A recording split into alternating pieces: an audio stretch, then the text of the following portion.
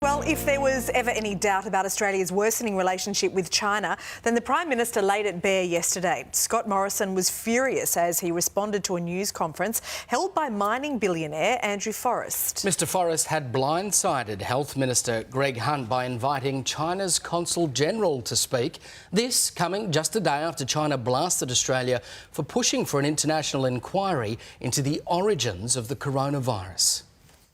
I don't think anybody's in any fantasy land about where it started. It started in China, and what the world over needs to know, and there's a lot of support for this, is that how did it start, and what are the lessons that can be learned?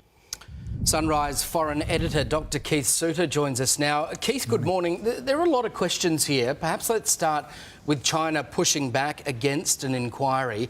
It immediately makes you wonder if there's something to hide, and there's also something to marvel at Australia's bravery, I guess, in pushing on, saying there is a case to answer here. Yes, I think China is still coming to terms with the fact that we're living in this new era of transparency. Information will come out one way or another. It would actually be of assistance if the Chinese were to show that they were far more cooperative. They have damaged brand China already with the onset of the coronavirus. It really is in China's own interest to come clean as to what they know and when they knew it. But China has not yet got used to this new era of transparency. And it is also showing, I think, leadership on the part of the Australian Prime Minister that he wants the inquiry, which is going ahead anyway. You know, OK, it's not being done through official channels, but there are a lot of universities that are doing investigations around the world as to what's going on. The truth will come out one way or another. It's actually in China's interest to cooperate.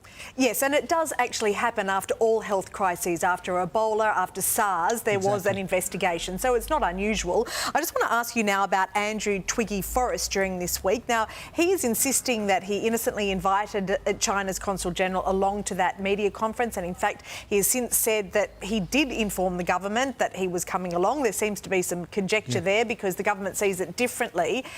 Do you see it as further evidence of China's influence? How are you viewing all of this? Because it is extraordinary. He did manage to secure 10 million tests for Australia and paid for them. Exactly. I think the big picture here is simply that China is going to figure much more prominently in Australia's future. We're still too heavily reliant in media terms on just the UK and the United States, but we're going to have to get used to China being far more influential in the Australian way of life because our trade relies on good connections with China. So this is just simply a harbinger of the new era. Get ready for much more coverage of Chinese affairs. Will it affect our trade with China, Keith? Oh, well, look, we had the ambassador making threats against red wine and meat. It's interesting he didn't make any comments about metal. They were pretty substantial threats, though.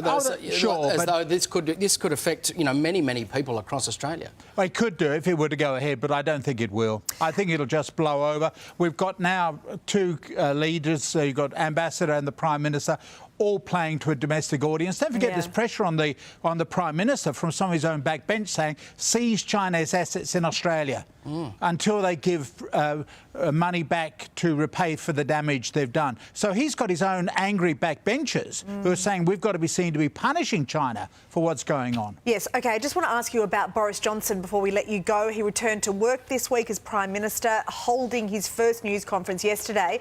You could be forgiven for thinking that nothing terribly bad had happened in Britain. He was all positive about the country being past the peak, that Britain had avoided tragedy on the scale of other parts of the world. You can start easing restrictions from next week. It was pretty extraordinary, actually, Keith. Is he just doing a Donald Trump here and sweeping his inaction under the carpet? We know he missed 5 coronavirus meetings. Yeah, well, this is interesting because if you look at it in per capita terms, the UK has been as badly affected as the United States in terms of the numbers of people who've actually died. But this is Johnson being Johnson, tremendously enthusiastic with an upbeat approach to life. And that's what got him the leadership of the Tory party, and that's what he's hoping to inject at the moment.